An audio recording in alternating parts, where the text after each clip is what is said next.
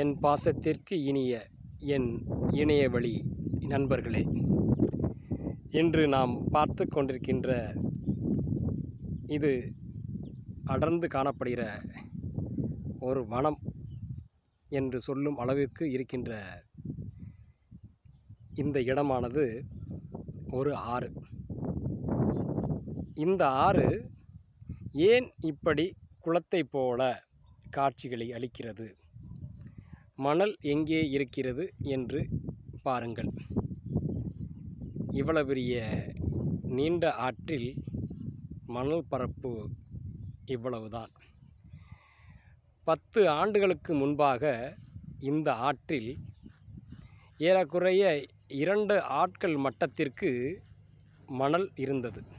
அந்த மணல் எங்கே? அந்த மணலை வெட்டி அள்ளியதால் இன்று இந்த இடமானது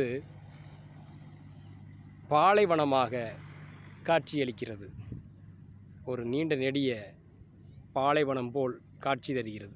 பாருங்கள், இப்படி பாலைவனம் போல ஒரு ஆறானது காட்சி தந்தால் அந்த ஆற்றில் எப்படி நீர் வரும்?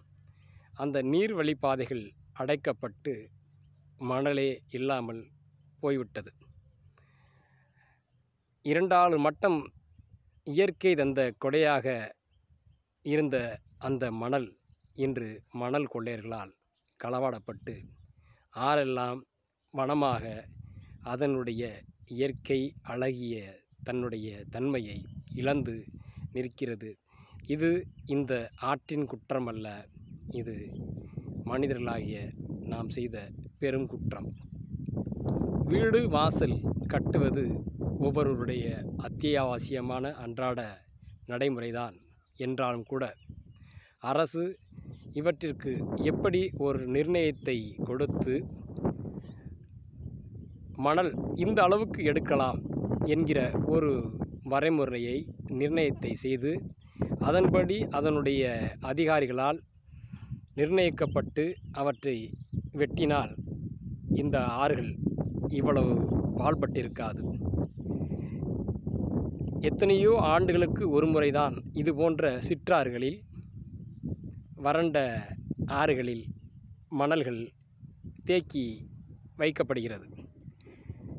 அந்த மணல் தன்னுடைய ஆற்றை அதன் கரைகளில் வந்து சேர்வதற்கு எத்தனையோ நூற்றாண்டுகள் ஆகிறது. அப்படிப்பட்ட நூற்றாண்டுகள் கனவாக பல ஆயிரம் ஆண்டுகள், பல லட்சம் ஆண்டுகள் இந்த உலகம் உருவானதிலிருந்து இந்த ஆற்று மணல்கள் ஆற்று படுக்கையாக இயற்கை கொடுத்த அந்த வரத்தினை நாம் அழித்து விட்டோம். இன்று ஆறுகளில் ஒருவேளை நீர் கரை புரண்டால் இவை பல கிராமங்களை அழிக்கும், பல நகரங்களுக்குள் புகும்.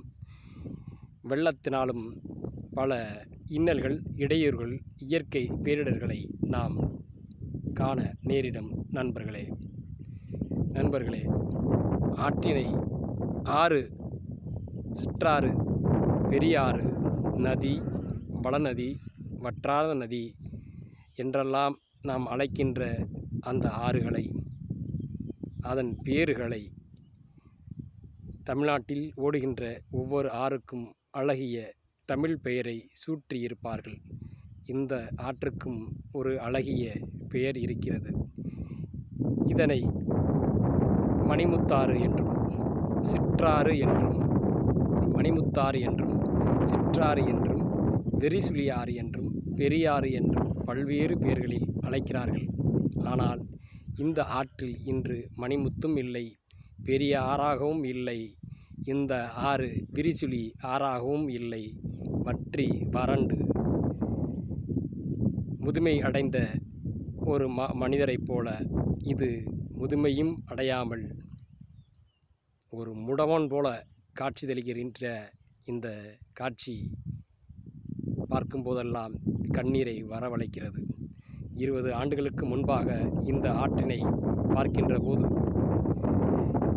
ஒரு கடற்கரையைப் போல, கடற்பரப்பைப் போல மணல் பொன்னிறத்தில் மின்னும் என்று பட்டொளி வீசாமல் மங்கி மழுங்கடிக்கப்பட்டு கிடக்கிற என்ற காட்சி வேதனையை தருகிறது.